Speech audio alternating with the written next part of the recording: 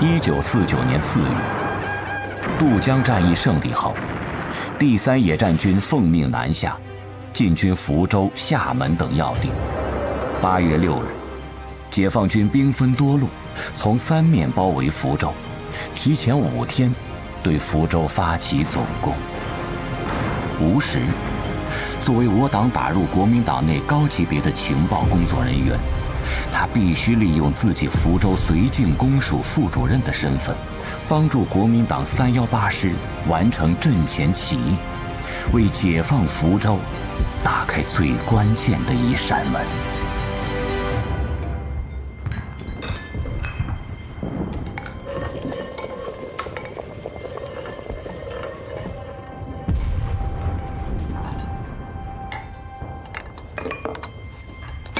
来，咱们。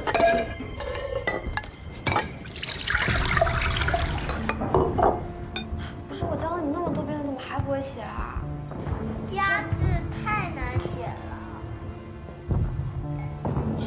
是这样的吗？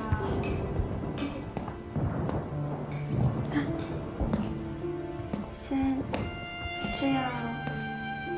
你怎么这么笨啊？你看这点写的，你哪有这样子一下就下去的？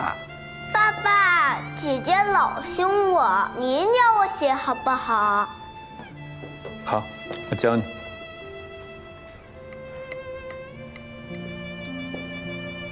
家字不好写，要想练书法，先写飞凤家。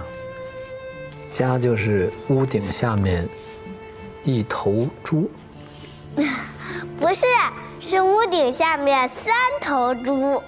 也不对，是4头，还有你妈呢。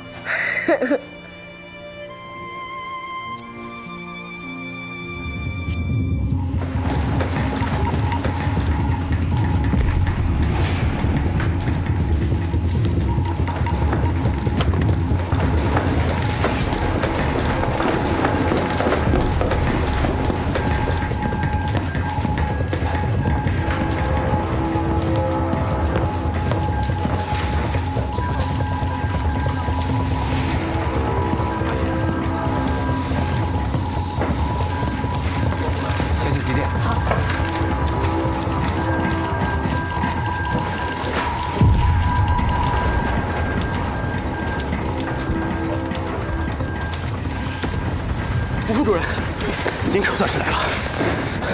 你看，共军今天6点突然发起了攻击。慌什么？主任呢？主任还在休息，我已经打过电话了，各兵团司令也通知到了。昨天白天共军还在距离永台100公里以外，今天一早县城就失守了。难道他们会飞吗？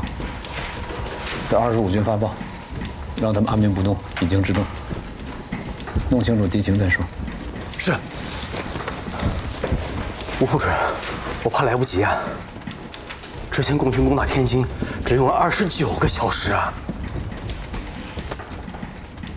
总裁和主任已经做了最优部署，我军以逸待劳，共军劳师远征，随时都有可能成为强弩之末，不要自乱阵脚。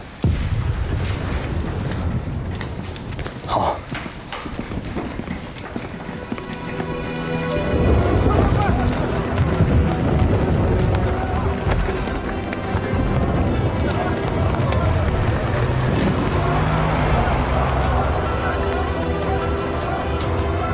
解放军的总攻提前了5天，现在318起义的消息还没送到华东去。攻城时，解放军不知他们是起义友军，必会全部暗地绞杀。解放军攻势迅猛，国军福州外围防线崩塌的速度比我们预估的还要快。老师，现在全城交通线被锁，消息可能来不及送出啊。必须想办法解决。解放军能否与318师成功会合，不仅关乎3000兄弟的性命，也决定了整个福州百姓的生死和未来。老师，现在去哪儿？回家。是。给我吧，太太，该收拾的都收拾差不多了，你看那些书该怎么办呀？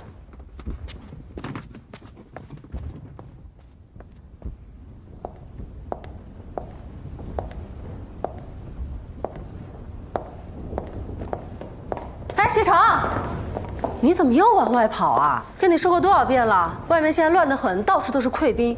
你自己的行李收拾好了没？快了，快了，我跟同学又有事了，来不及了。你又约什么事儿了？哎，学生，你去哪儿啊？你们俩怎么回来了？也不提前打声招呼。师母，学校不是停课了吗？学生怎么还去上课？我也不知道，整天往外跑，真是不让人省心。妈妈，啊，怎么了？爸爸，你们看见我的小汽车了吗？走，哥哥带你找去。你玩意放哪儿了呀？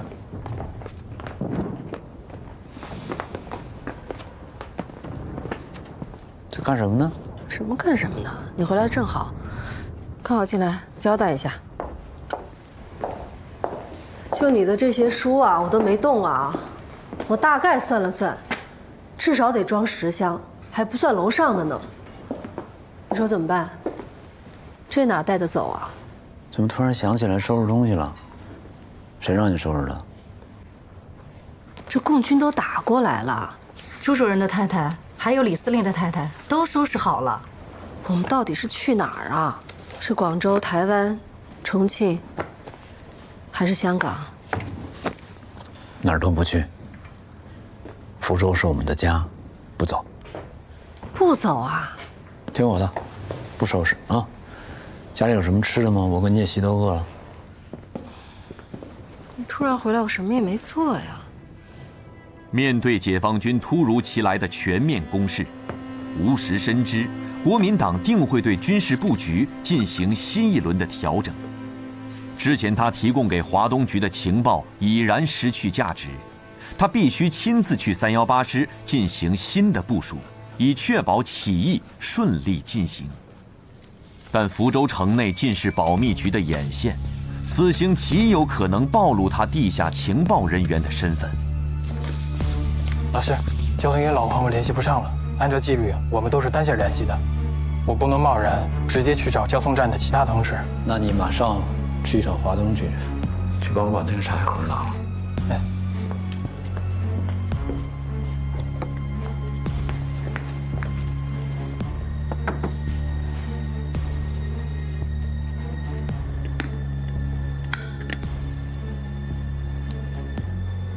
这是318师迎接解放军的联系方式和接头暗号，尽快送到华东去。老师，您要亲自去318师，会不会太危险了？辛苦你跑一趟。是。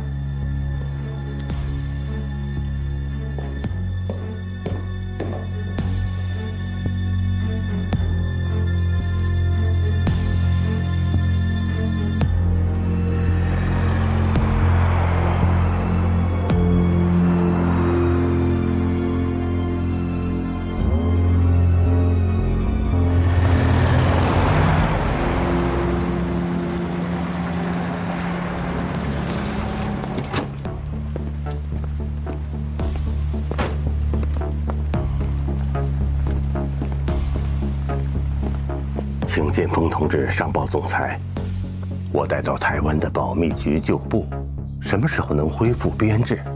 没有正式编制，怕耽误了工作。这徐副局长在重庆的保密局已经是在编了。国府不能同时有2个编制的保密局啊！恢复编制，我来努力。啊，感谢建峰同志，为之当尽心竭力，全力以赴。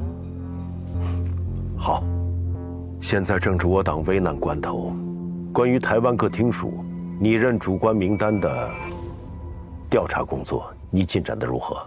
我们通过邮检制度、电话监听、笔迹鉴定等方式，已调查了周志柔、刘永尧等人的履历背景，未发现任何不当之处。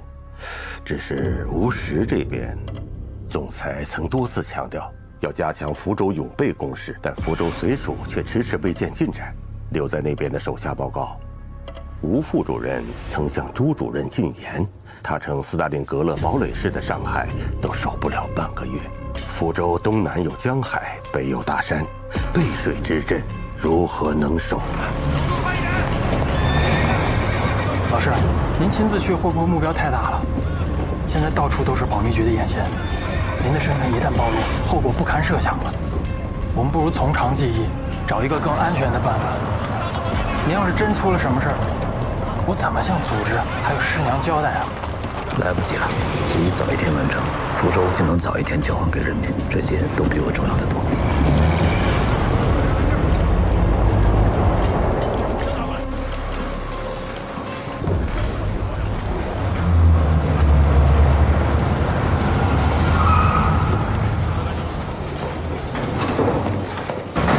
吴副主任找王副市长。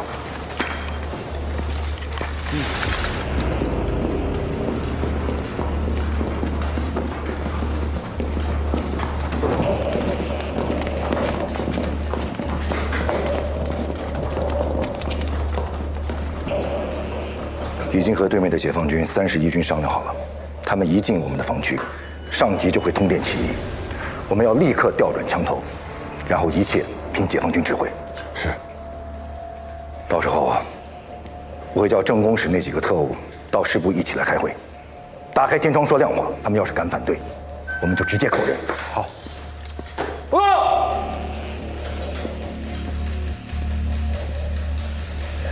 你们两个先出去。没我的命令，任何人不许进来。是。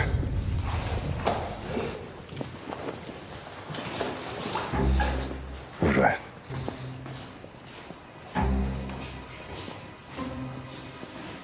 吴副主任，准备的怎么样了？夺回宁江起义的消息顺利送出，但解放军的总攻提前了好几天，我们还没完全准备好。现在你能控制多少部队？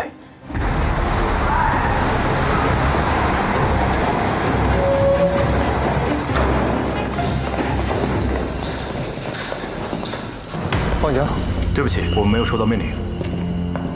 对不起，我们王副师长有令，没有他的命令，不能奉行。请说明你的任务。你没有权限知道，我命令你们让开。让开！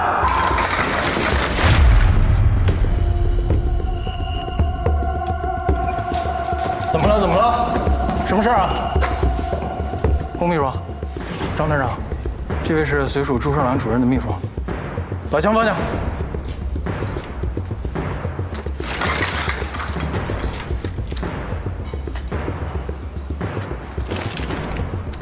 怎么了，龚秘书？我有重要任务，我要见吴副主任。有什么事您跟我说，我去报告吴副主任。不必了，朱主任交代的事情，我亲自去。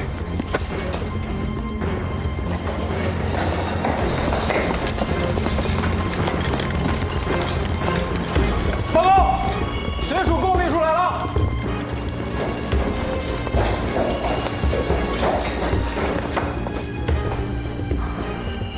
什么事儿？吴主任，主任请您立刻回随署。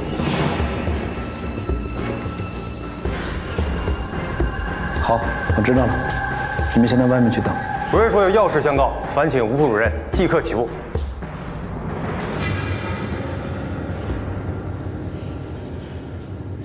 你们怎么知道我在这儿？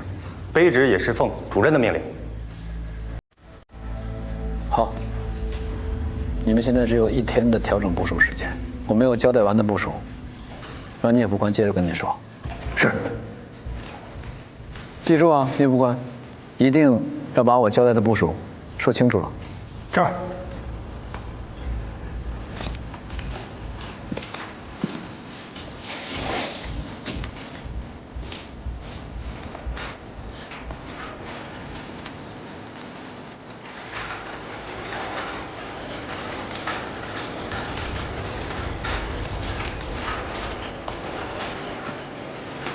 朱主任怎么知道吴副主任在这儿？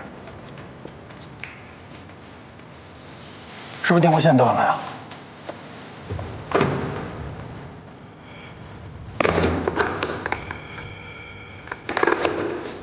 都是通的，都是通的。那为什么随署要派龚秘书来接人，还带了宪兵？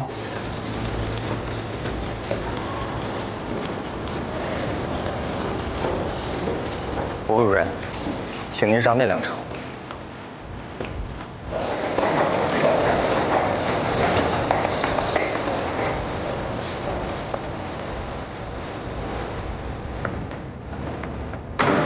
难道是起义的事情暴露了？我们这没有走漏任何风声。你不管，吴副主任要是被他们抓了，我们该怎么办？原地坚守，等待起义。解放军很快就会到了，老师那边交给我。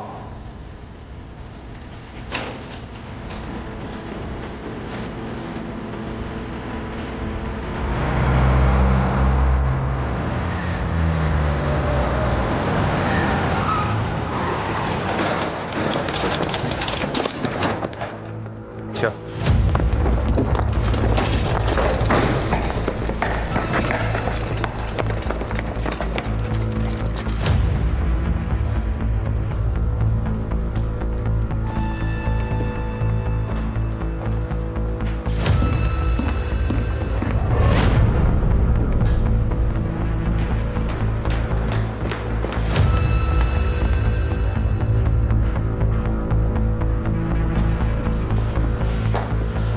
主任，您找我有事儿。你瞒得我好苦啊！主任，您指的是什么事情？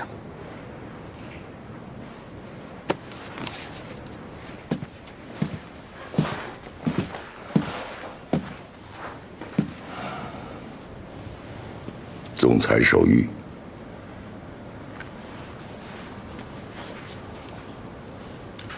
于勋武帝依武汉会战期间每周必见地咨询，思维之清晰，情报之熟练，印象甚深。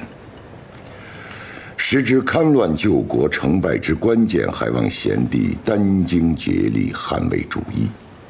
特调任国防部参谋次长，兄中正14时。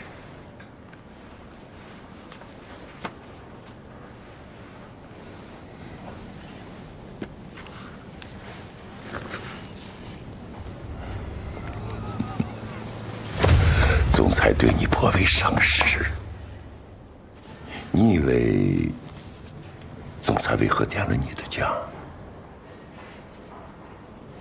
无非是军事上略懂一二。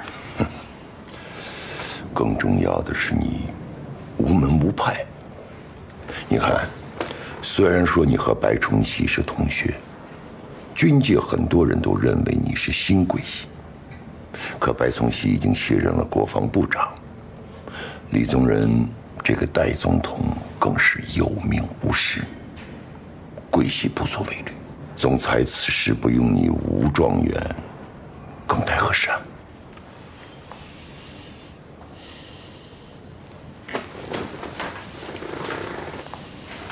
全靠主任在总裁面前替吴某美言。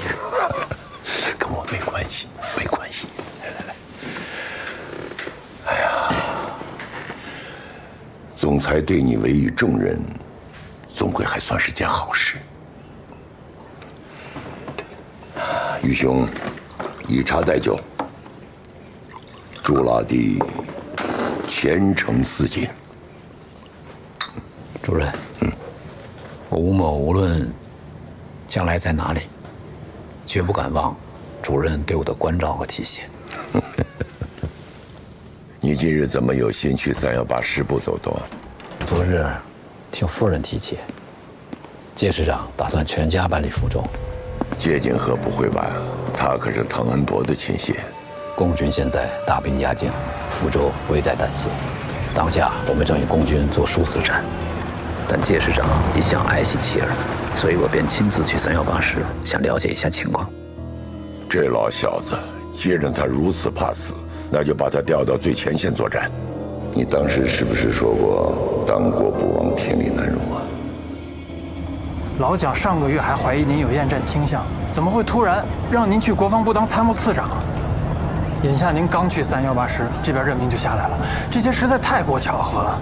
老师，去台湾赴任实在不是明智之举。等福州解放，这手谕不过就是废纸一张，您不如踏踏实实的跟师母留在福州，一家团聚，可是你们一直以来的愿望啊。你再跑一趟，把这个情况立刻报告给华东局。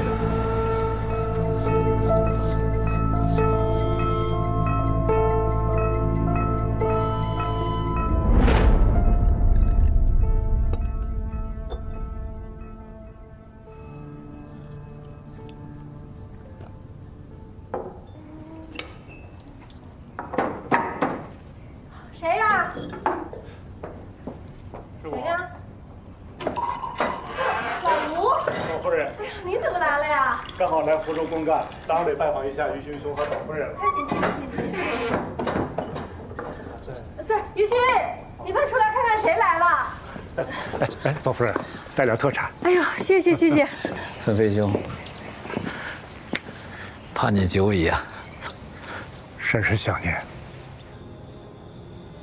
于勋，你送出的消息，组织上已经收到了，领导让我转达上级给你的指示。第一，你最近提供的情报都很有价值，我代表组织上对你表示最诚挚的感谢。任务的事儿怎么说？没有硬性任务，是就地起义，还是继续做情报工作？组织上完全尊重你个人的决定。完了，完了。下面是我个人的意见。你说。不要去。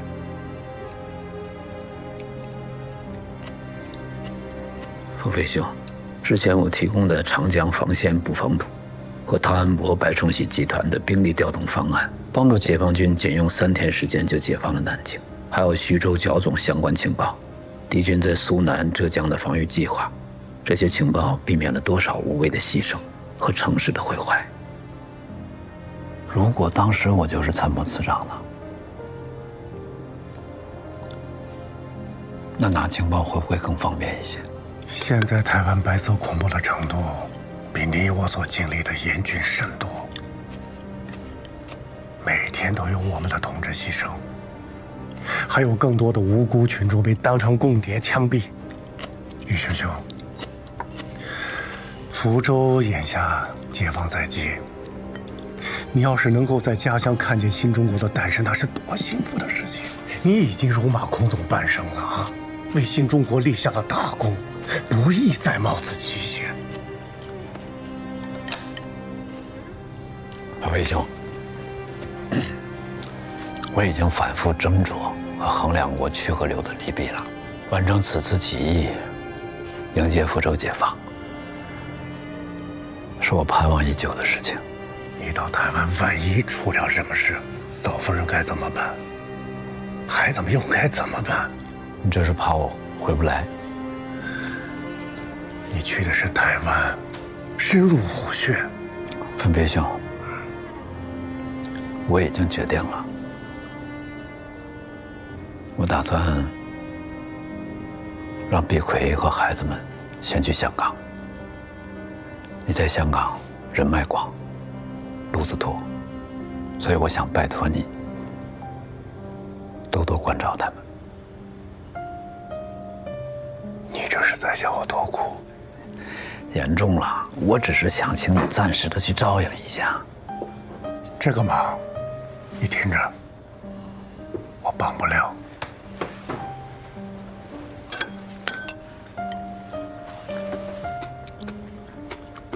分飞兄，你知道我的，你答应我，我会去的。你不答应我，我还是会去的。若一去不回，便一去不回。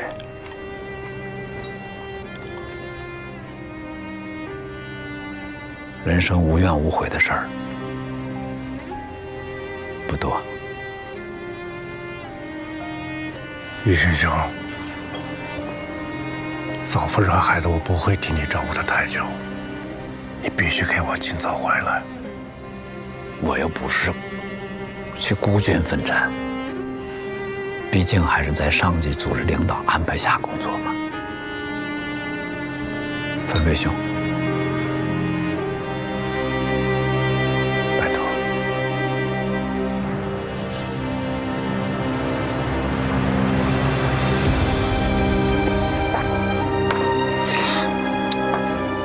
我心跳贝贝啊，走三关，我改完所以又回。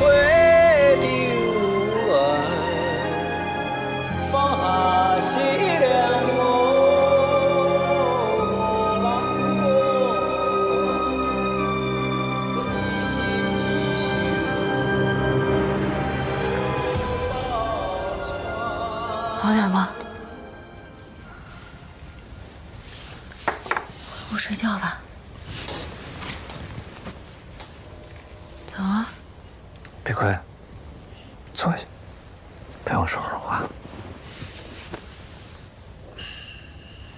说吧。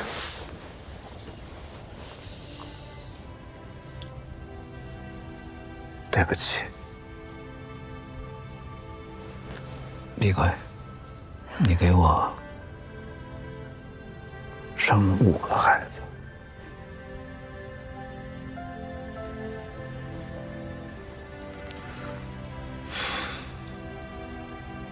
你到底想跟我说什么呀？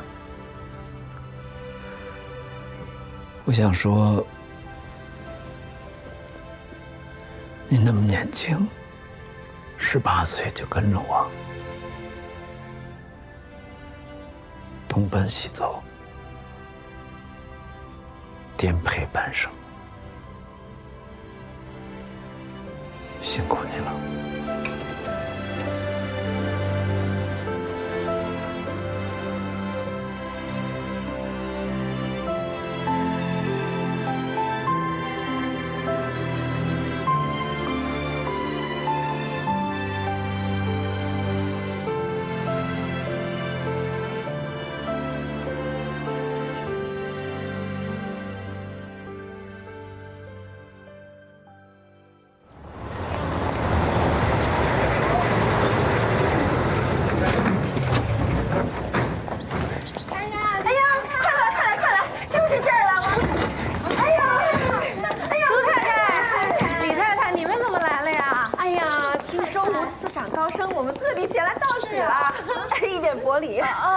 谢谢，要不进去喝杯茶？打扰你们休息了，别小心意，望您收下这点心意啊。你们肯定还有很多事情要忙，我们就先不打扰了。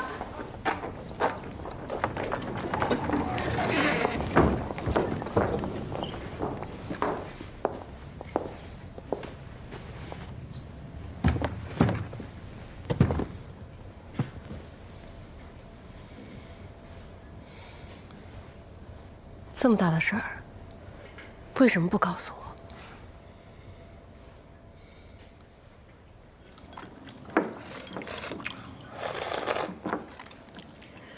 昨天晚上怎么没把我挪到屋里去睡啊？可是我睡在沙发上，腰会疼。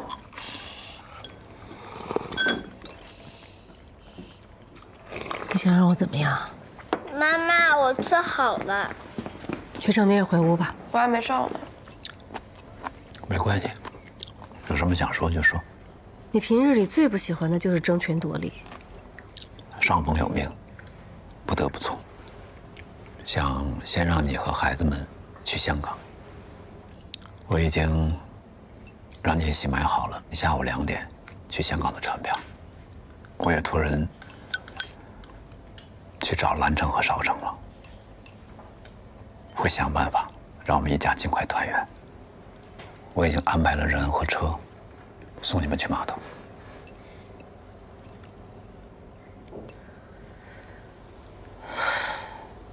行，我不去，我哪儿也不去，就要留在福州。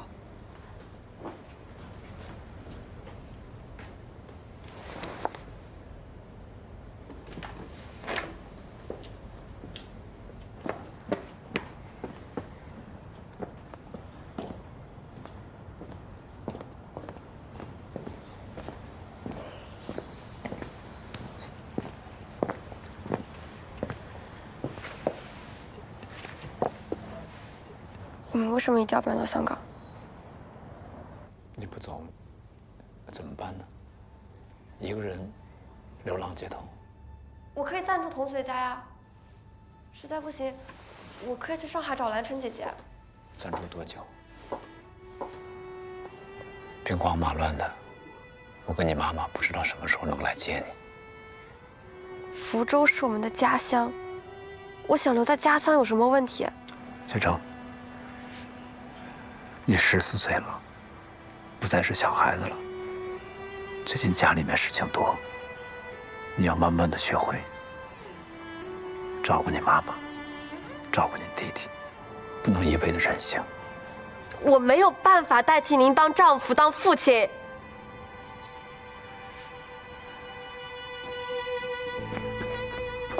妈妈，你看我的小鸟为什么没有精神了？我们一家都要搬家，搬家我也要管。咱不带它，咱也带不了它。不要，我就要带着它。你别不讲道理好不好？妈妈都说了不能带，不能带，带不了。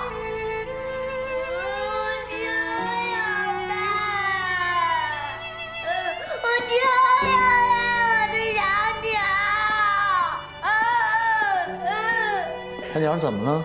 哎，跟爸爸来。爸爸，你看我的小鸟为什么没有精神了？这不挺有精神的吗？别哭啊！你学习成鸟叫它就好了。学成，想让它有精神，还有一个方法，就是把它放了。好，不放，不放，不放，不放，不放，不放，带着啊。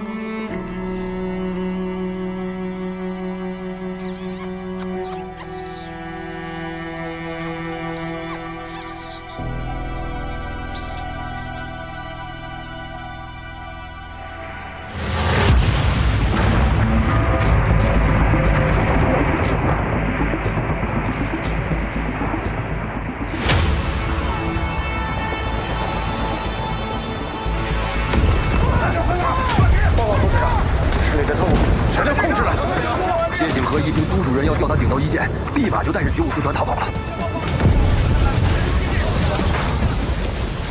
我们起义的所有障碍已经全部扫除了。报告，副师长，我把解放军军队带过来了。你好，我是中国人民解放军3野31军92师副师长。318师阵地战况如何？速报。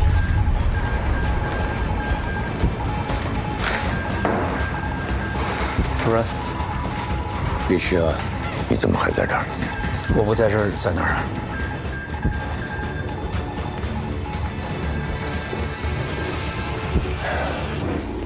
真是怕什么来什么。318师临阵倒戈，现在福州城区门户洞开，赶紧走，再不走，连机场都守不住。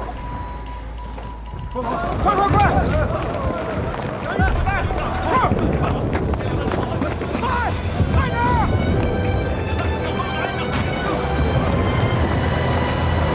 老师，我申请跟您一起去台湾。你不能去。我要去。申请跟您去台湾，我理由有2：于公，我的任务就是协助您的工作，保证您的安全，我不能当逃兵；于私，我的信仰是跟随您建立起来的。我不放心您一个人去。你走了以后，阿美怎么办？爸妈怎么办？我都安排好了。阿美要求跟我一起去台湾，我也给我弟弟打了电话，让他从广州回福州参加福州建设。你孩子怎么办？孩子太小，我打算把他放在爷爷奶奶这儿。你这么决定，阿美没意见吗？阿美完全同意。在我上飞机之前，如果你能向我证明，你这些安排，阿美完全同意，你可以去台湾。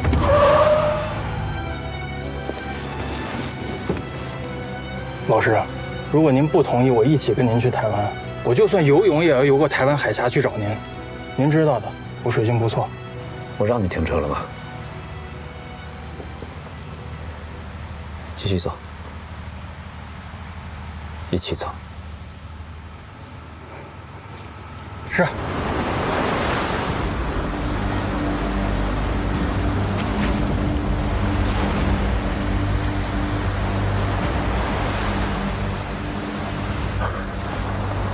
父亲，福州可能要守不住了。汤恩伯不是称全省各地固若金汤吗？如今福州竟连10几日都撑不住，怎么回事啊？318师师长谢景和听说自己要被调到前线，便临阵逃脱。王副师长带领3500余名官兵临阵倒戈，导致福州东门大开。谁批的调令？父亲息怒，调令是朱主任亲批的。但蹊跷的是，调令下达之前，吴副主任亲自去318师部阻力他。传闻这吴副主任在陆军大学执教期间，王副师长曾受教其门下。无实，不可能！停！你把吴氏的家眷一起带来台湾。好的，父亲。主任，嫂夫人和孩子呢？在飞机上呢。哎，刘汝明呢？早跑厦门去了，这会儿还等谁呀？来了。哎呀，老吴啊，你快点儿啊！车请，注意卸下来。就等你了，你可算来了你。那咱们台湾再聊吧。好，我先上去，好，主任，您这是专程来等我吗？感谢。不只等你一个人。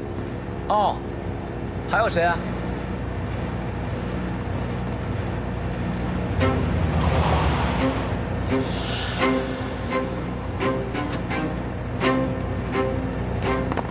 爸爸。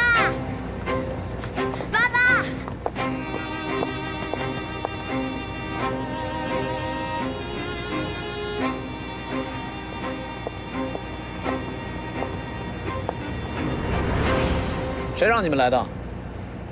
是没上船吗？我派人把弟妹和孩子们接来的。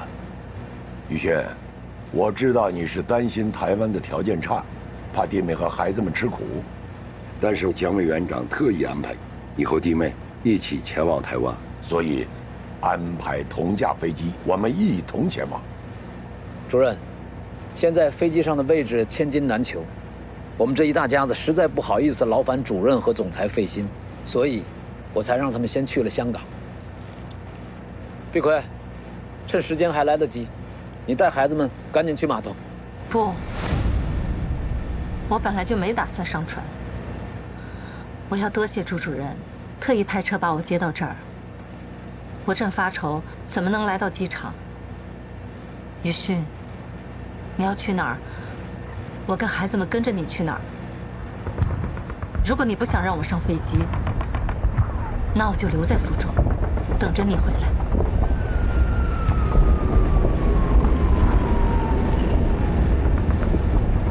好了，先上飞机。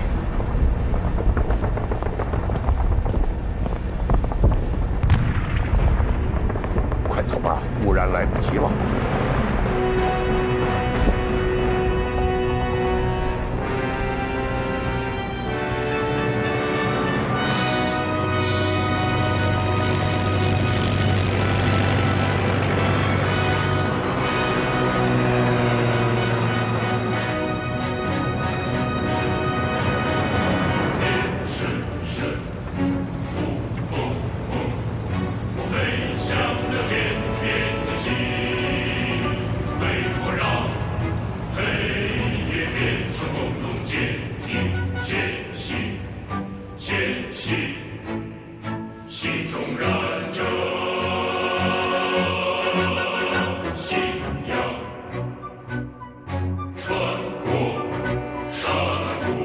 1949年，解放战争进入尾声，随着国民党军退守台湾，有许多像吴石一样的热血儿女也随之赴台，隐姓埋名，展开了艰苦卓绝的地下工作。国防部尚未完全搬到台北，房子还没有准备好，国防部安排你们在光复招待所暂住。姐夫，也就您能干出这么洒脱的事儿，要是让陈诚长官知道您用他刚送的新款别克送副官，非得气死不可。宇勋，会不会得罪人？没事儿，别太担心。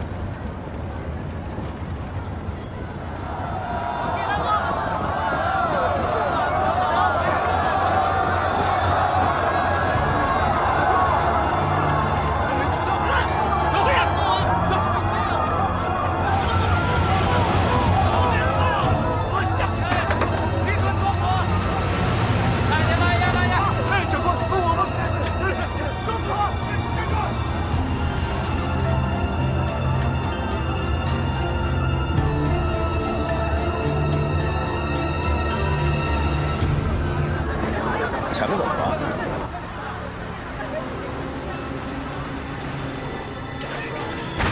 下车！下车！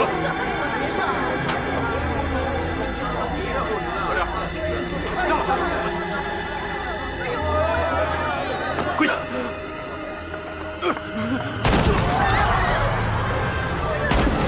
队长，把眼睛闭上。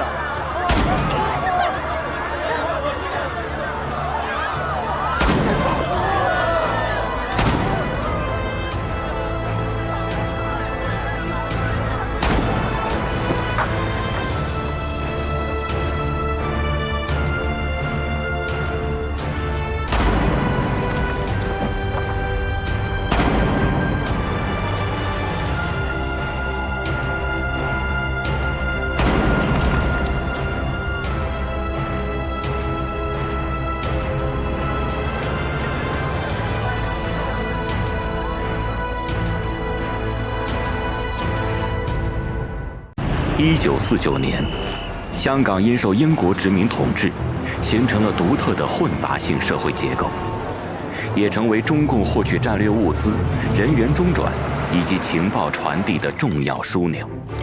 中共地下党员万景光利用永春堂药店作为掩护，秘密建立起华东局对台工作委员会，直接领导吴石所在的台湾地下情报小组。同年8月，金门登陆战役迫在眉睫，上级要求万景光采购大量盘尼西林运往前线。因组织外汇紧张，他委托中共驻港联络员朱峰，希望他利用其香港合众公司财务主管的身份完成此次的艰巨任务。但是朱峰做梦都没想到，他会成为吴石的交通员。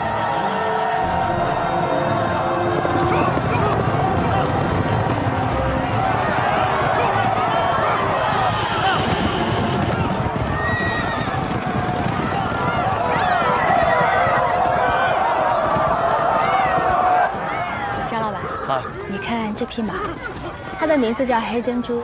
听说今天它一定能进前3。是吗？这么威啊！好，就聽朱老闆。OK， 係，老細，同我買下一場黑珍珠跑頭3。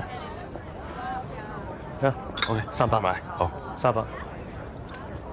朱老闆，你一向做大买卖的，买盤尼西林，怎么找上我这种做小本生意的呢？江老板谦虚了，大家都知道，在铜锣湾所有的药材都要在你这边过一道，有多少我买多少，你开个价吧。果然是做大买卖的，够爽快。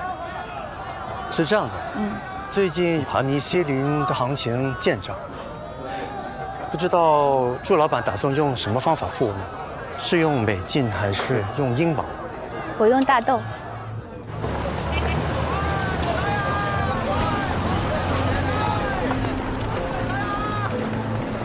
师傅，就是这儿。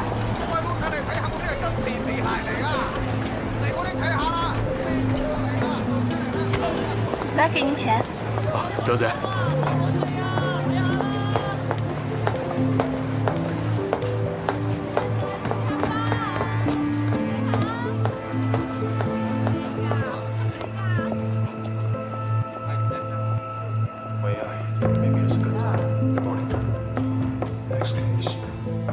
进来。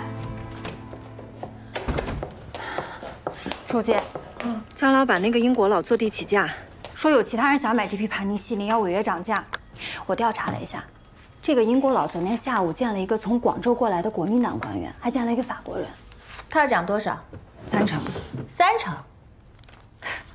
简直是坐地起价呀！他会不会是知道了咱们合众公司的背景，明里面说是给咱涨价，其实根本就是不想把这批盘尼西林卖给我们？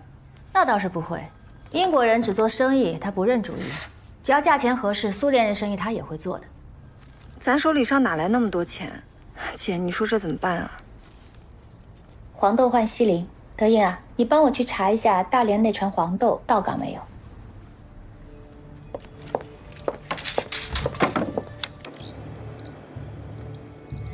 建峰同志，您让我调查的是易货初步进展。总裁此前再三严令，一定要在半个月之内完成此次工事修筑，但因建材短缺，福州绥署施工受阻。据悉，刘汝明、李延年、李良荣等人曾在专项会议上就此事发生激烈争执。会上，吴石当场致电木商工会，要求他们尽快提供木料，但遭到对方拒绝。但经过我们调查，那天木商会并未接到任何军政部门的电话。吴司长这通电话到底打给了谁？我们仍在彻查线路节点，但这2件事，吴司长都脱不了干系。卑职觉得他必定有问题。城防工事尚未完成，加上318师突然倒戈，就算有2个汤恩伯固守，恐怕福州也是旦夕可破。我刚刚接到重庆保密局的电报，徐副局长已经在福州和台湾部署了人手，对此事展开全面调查。你们是同事，应同心协力，和衷共济，才能把这件事办好。建峰同志，我们台湾保密局也有安排。继福，你这1年的时间，都在这样的环境下做事儿，其实也不是天天都能遇到。舅舅，我看那个牌子上写着“光明报案”，那是什么案子？台工委的共谍把他们办的《光明报》投进了总裁和陈诚长官的官邸。前一阵子保密局刚破了案，抄了基隆一所中学，抓了几十号人。现在台湾就这样，只要跟共谍2个字沾上边，不死也得扒层皮。台工委是什么？共产党在台湾的工作委员会，就是共产党在台湾的地下组织。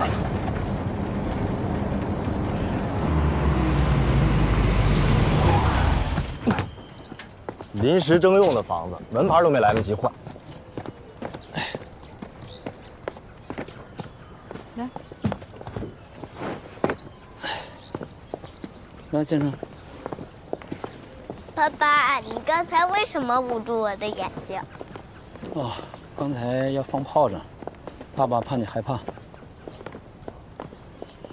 那姐姐和小鸟捂住眼睛了吗？我没闭眼睛，我都看见了。姐姐，你看见什么了？徐成，快上楼。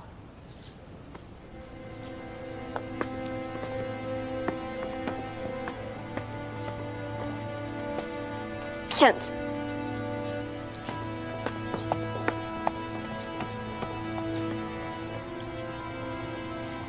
建成，走。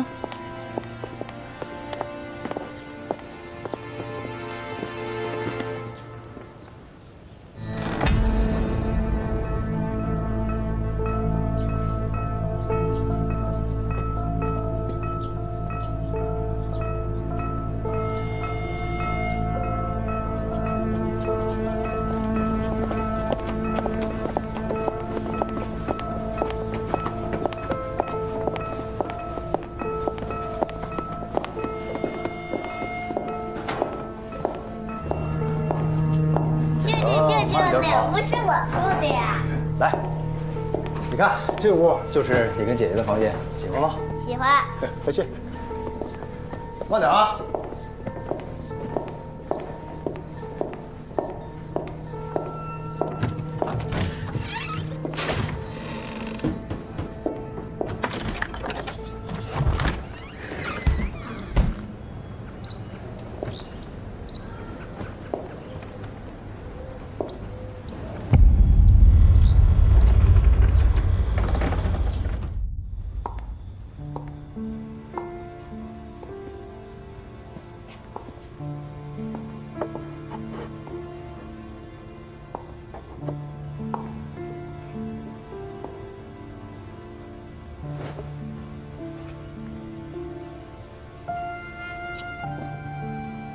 雨勋，我是不是不应该带着孩子们跟着你一起来台湾啊？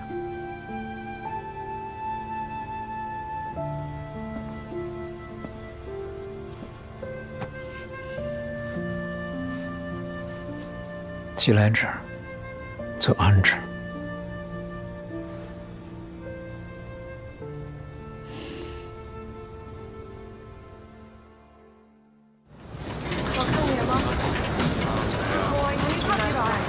别打车。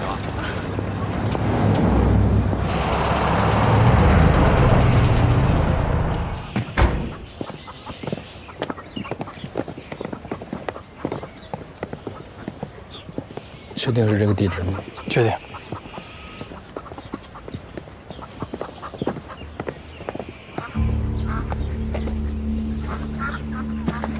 把车开走。我人就在附近。嗯。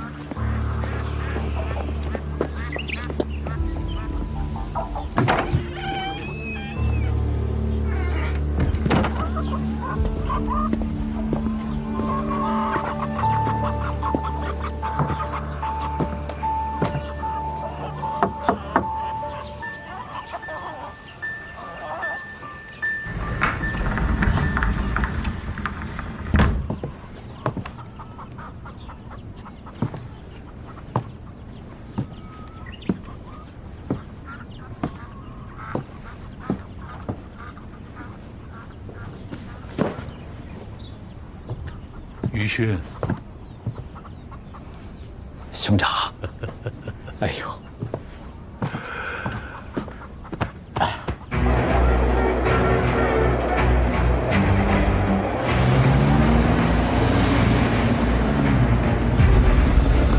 总长，昨日吴次长与携妻儿顺利入住招待所，次长一家行囊减少，居所也暂时未见外人造访。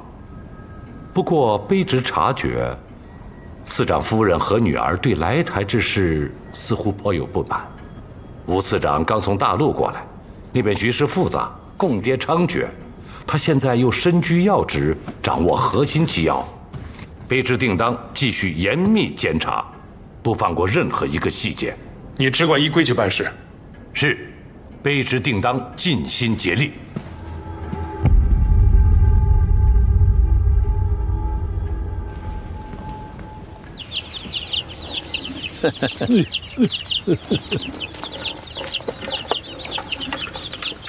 以后全国解放以后啊，我就专职去养鸡，我都养出心得来了。孩子们怎么样啊？小康也过来了吗？小康留在上海了，在军管会工作。老大、老二都过来了，在盐务系统任职。哦，女儿何家和女婿都过来了。何家也过来了。过来。老大、老二在盐务系统，那很好啊，既可以掌握民生命脉，又可以方便出入台湾，是很好的两路身份。告诉你一个好消息，你来之前呢，我刚刚得到了消息，咱们的家乡福州已经解放了。真的？那还真是太好了。于勋，这里边也有你一份功劳。我有预感，有了你的加入，台湾解放指日可待。于勋啊，我现在好像都能听见咱们解放军吹响了台湾解放的号角。这一天啊，我已经等得太久了。中华民族经历了太多的苦难和屈辱了，是到了挺起腰杆的时候了。长夜将近，黎明破晓，一个全新的中国很快就要诞生喽。所以啊，你这次来台湾，只用管好一件事，搞情报。我们花了3年的时间，在台湾建立起一张情报网，它会自动的把情报送到上级手里。我呢，给这个情报网起了个名字，叫东海情报小组，上级也批准了。于勋啊，东海情报小组，欢迎你正式加入。敌人一直把我说成是近代政治上最喜欢兴风作浪的捣乱分子啊！现在有了你吴状元打头阵，一定能够在东海掀起大风浪了。胸中快垒，正许久，东海可揽北斗镇。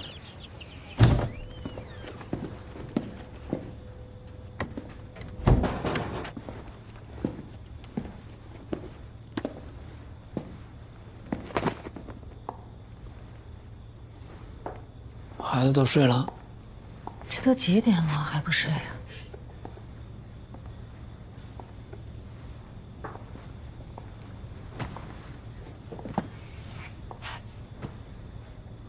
喝酒了？去见了一个老朋友。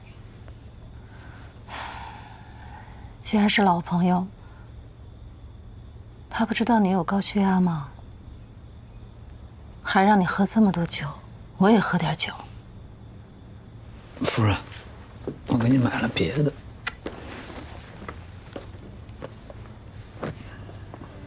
这本《乔海棠》，我知道你还没看完，就来了台湾了，所以给你买了一本。我没看完的书可不止这一本。那你就写下一个书单，我一本一本给你买。全部？全部。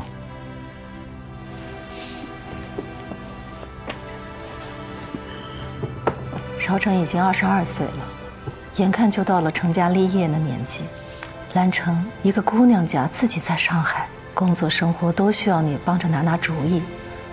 还有学成和建成，他们正是需要父亲陪伴和教导的时候。别再喝酒了。知道了。难道你不想儿孙满堂，承欢膝下吗？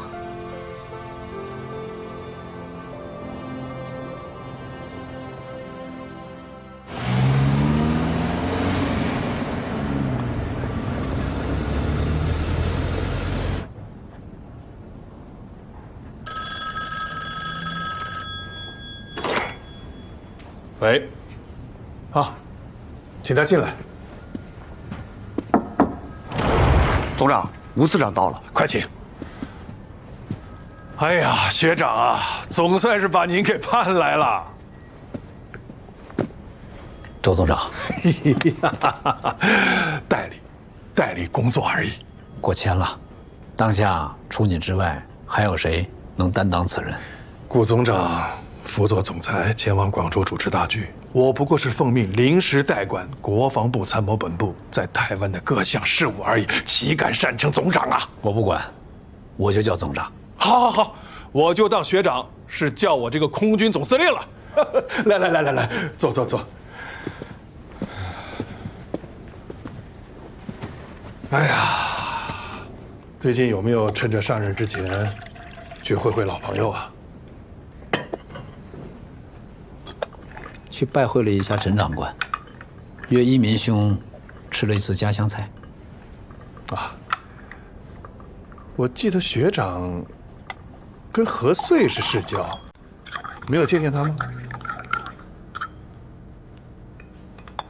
一直有书信往来，但是来了台湾以后，还没来得及见面。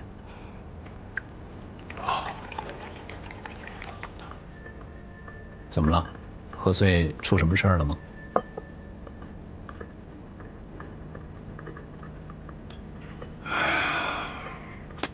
我是听到香港的内部消息，说何穗的小儿子何康在上海军管会农林处任职，被记者拍下来了。我知道你们两家交往甚密，我是怕学长不明就里被牵扯进去。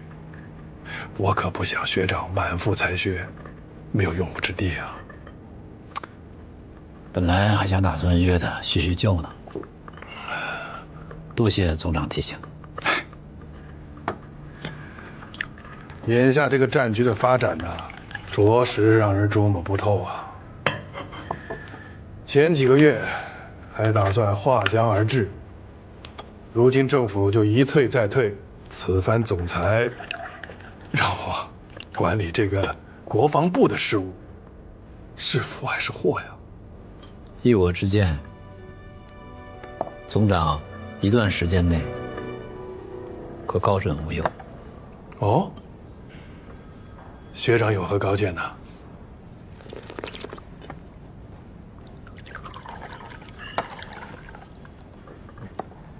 粟裕占领了福州，一路南下，直取广州，看似凶猛，实则该部自徐蚌会战以来连续作战，元气大伤。进至福州，已成强弩之末，短期内无法突破我军在张夏、潮汕地区的重兵集团，东南方向暂时可保无虞。华中倒是必有一场恶战，林彪休战已久，对湖南志在必得。但是首贵必先守乡，李宗仁代总统不会坐视不管，白建生、小诸葛也不是浪得虚名，无需总长督促，必会拼死抵抗。所以我说，一段时间内可高枕无忧。哎呀，总裁真是有识才之能啊！这以后工作上是难免要倚仗学长了。总长信任，我定当尽心竭力，全力以赴。哎，搞什么？不行了！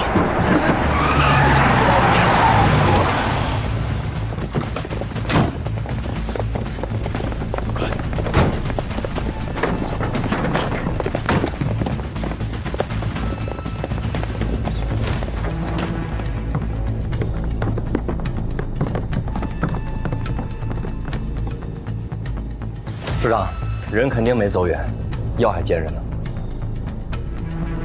守株待兔吧。1组守前门，你带着2组守后院，注意，不要留下痕迹。是。快查一下。是。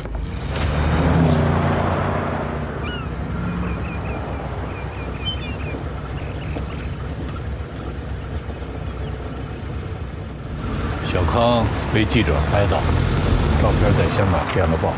前天我就接到了撤离的通知。那您怎么还不走啊？我等你啊。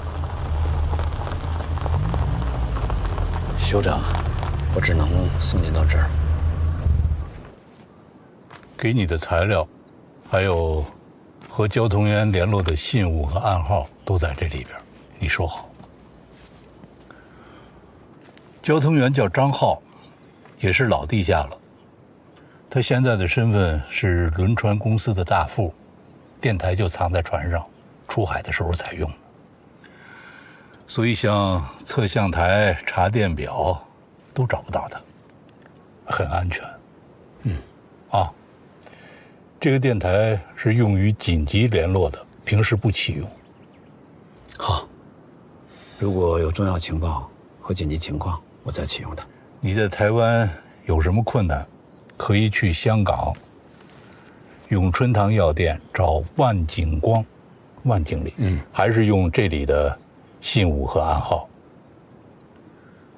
我回头跟他联系一下，把你的情况告诉他。记住啊，和他接头必须是你本人去。明白了。我呀，最近一直在查，究竟是谁在2周之内渗透了基隆工委，以致基隆工委全军覆没。查到了吗？这个人叫古正文，是保密局侦防组组长。今后如果你跟他打交道，记住，千万不可小觑。知道了。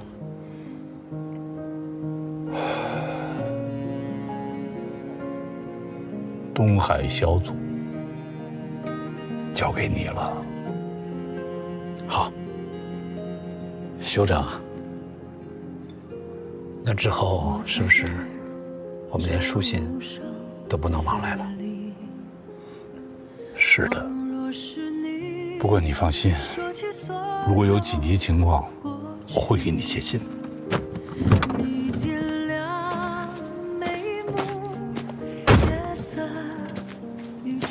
何遂临别前告诉吴石，9月21日，中国人民政治协商会议第1届全体会议已将北平更名北京，并定为首都。1949年10月1日，新中国建立的伟大时刻就要到来。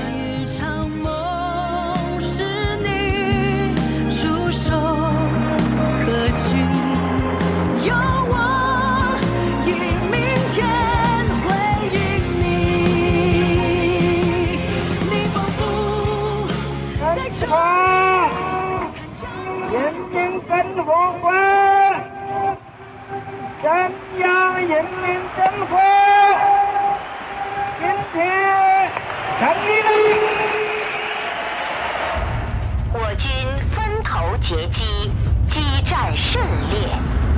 汤司令恩伯表示，今夏堡垒，固戍金汤。快，直接发55军。团队队，你们准备好了没有？什么就一架？一架就给我派出去！汤恩伯联系上了吗？还没有，继续联系。是。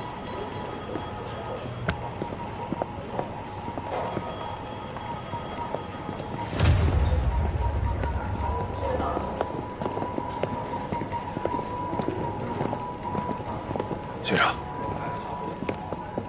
厦门失守了。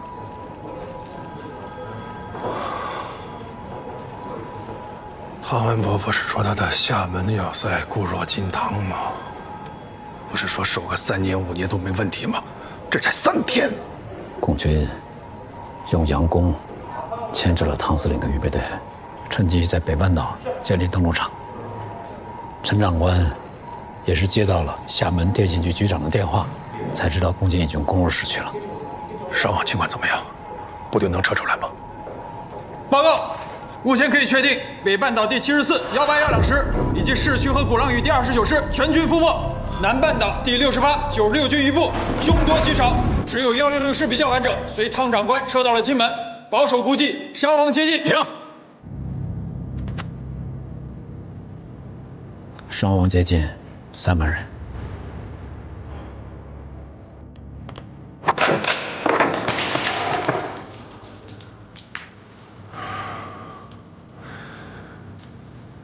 总长，厦门已经丢了，金门近在咫尺。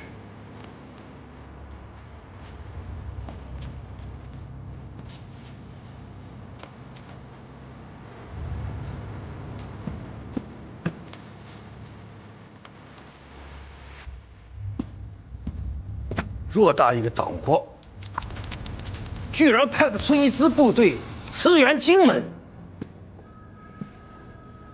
陈长官，胡琏的12兵团此刻在何位置？应该快到舟山了吧？胡琏所部如果能驰援金门，当然是最佳方案了。可是名义上，12兵团仍归薛岳将军指挥，我不便调动啊。报告，总裁急电。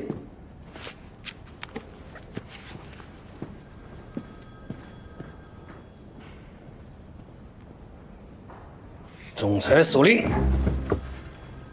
即日起，胡琏兵团划归东南军政长官公署指挥。委员，你亲自给胡将军发电，令12兵团18、19两军调转船头，赶赴金门。是。总算解了燃眉之急啊！哎呀，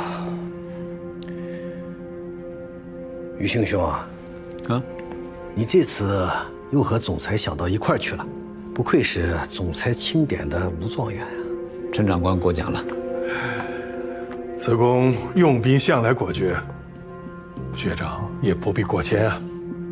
总而言之，如今我军在金门突然有了6万多精兵强将，而共军既无海军也无空军，就算他们叶飞10兵团的10万兵马都砸到金门岛，也必然是有来无回呀。诸位，不遇的这记回马枪，切记要悄无声息才能杀得漂亮。今天的会议内容，仅限在座的诸位。此公尽管放心，我们当中难道还会有共谍？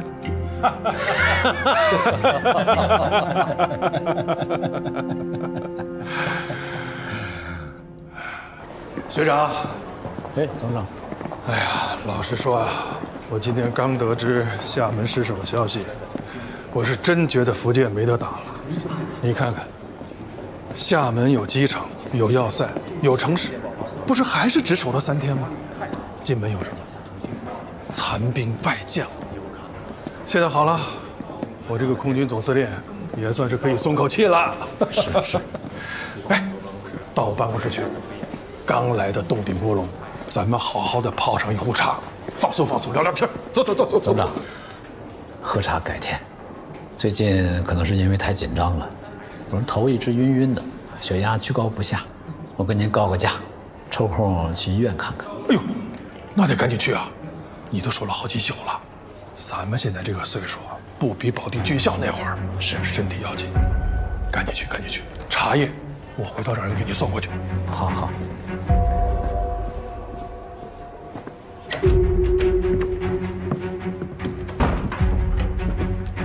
马上联系老张，赶紧换编程。老师，今天不是接头的日子，这么临时安排，准备的不充分，我怕会有问题。来不及了，陈诚已经下令，让胡琏2个军增援金门，金门守军的兵力都增了3倍。渡海登岛作战，就是解放军最薄弱的环节。如果胡琏增援荆门的情报送出去的话，解放军将在毫无制海权、制空权和纵深的情况下，以进攻守军2万的作战准备，背水强攻6万精锐把守的滩头阵地，后果将不堪设想。这个险是必须得冒。等会老张接完头要回基隆，肯定已经是宵禁的时间了。我先去帮他办通行证，再陪你去医院。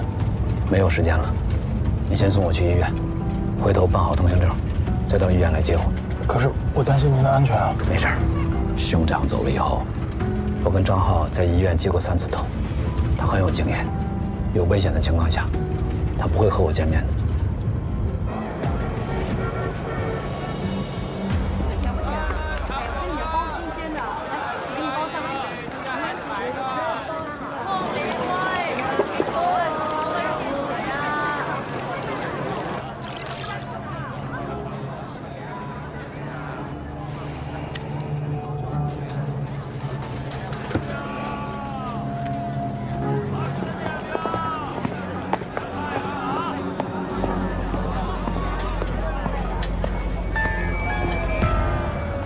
张浩，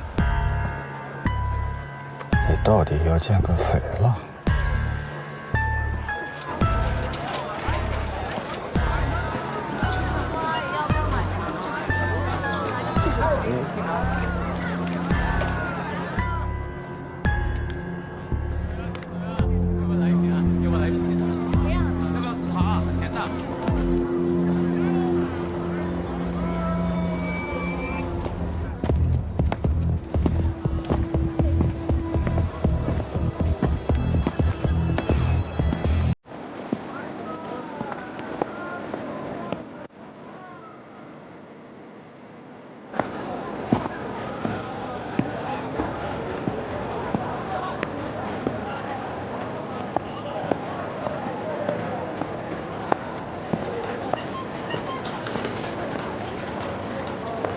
先生，要盘尼西林吗？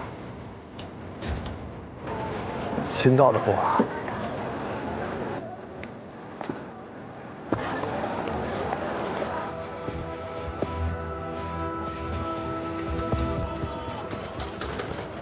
5次上。新到的货。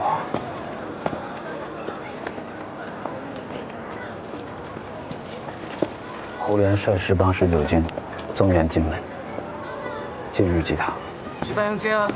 妈的，走啊走啊！拉活，你今天在干什么啊？快点走啊！进门。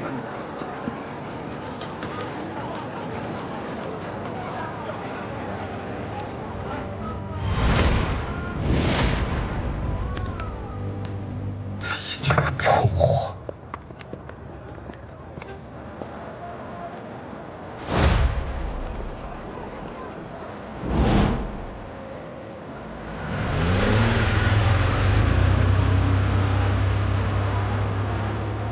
绑住我！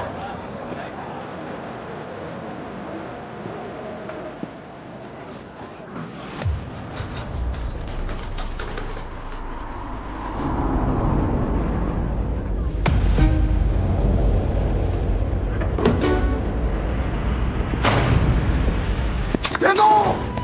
啊！小看！别动！别动啊！动我打死他！后面开枪！退后！别耽误次长。次长，我说这么大阵仗了，开门！开门！开门！好，好，你别冲动。快点！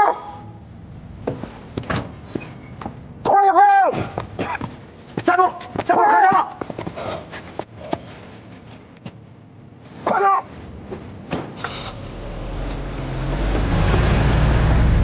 快住！开车！快追！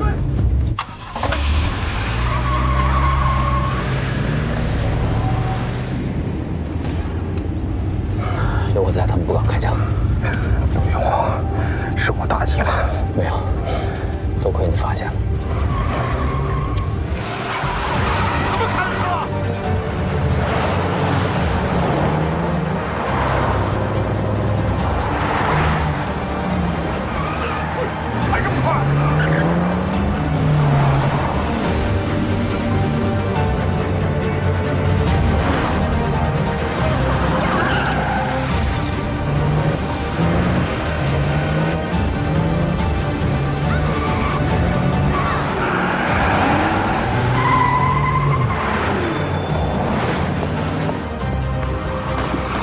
开枪！卢司长在车里。快走，快走！组长开枪了！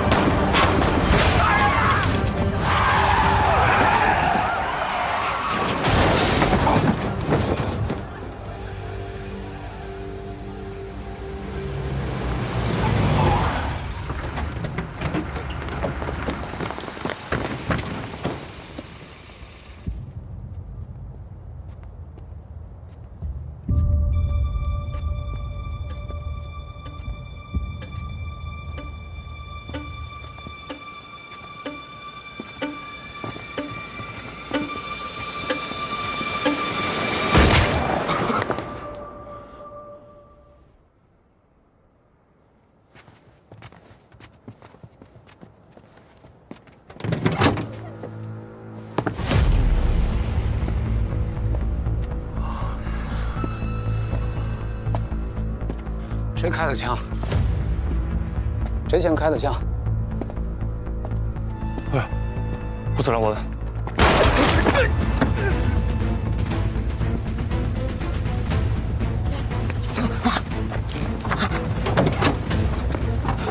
顾司长，顾司长，我是我开的。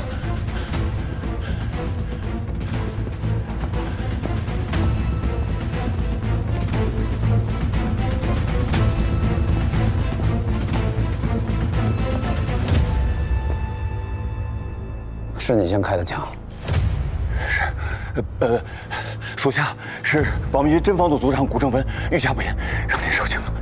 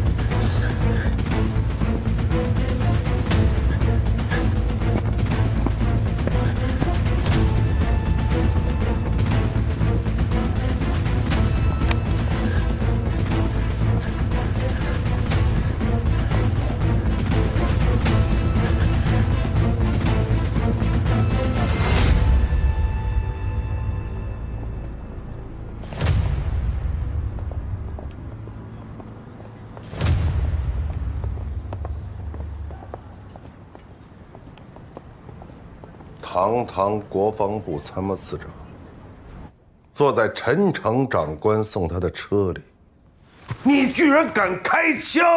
谁给你的胆量啊？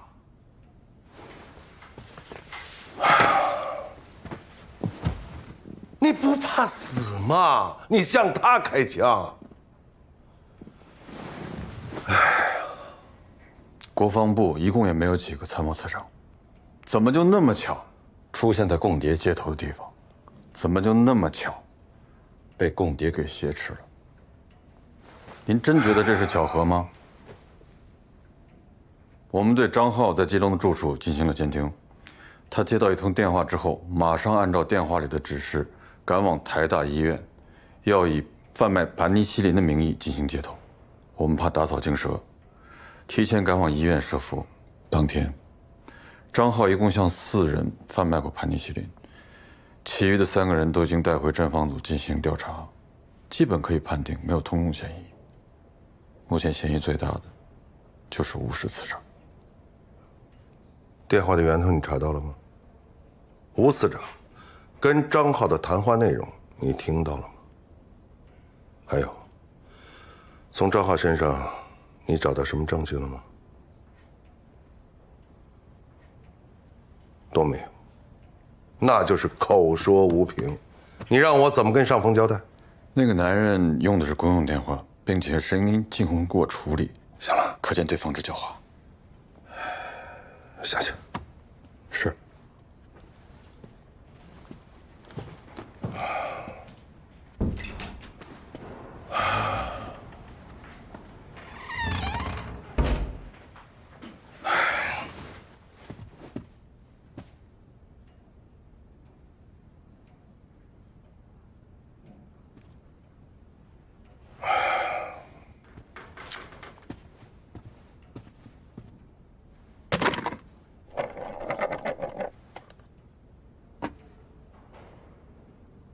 给我接吴石司长。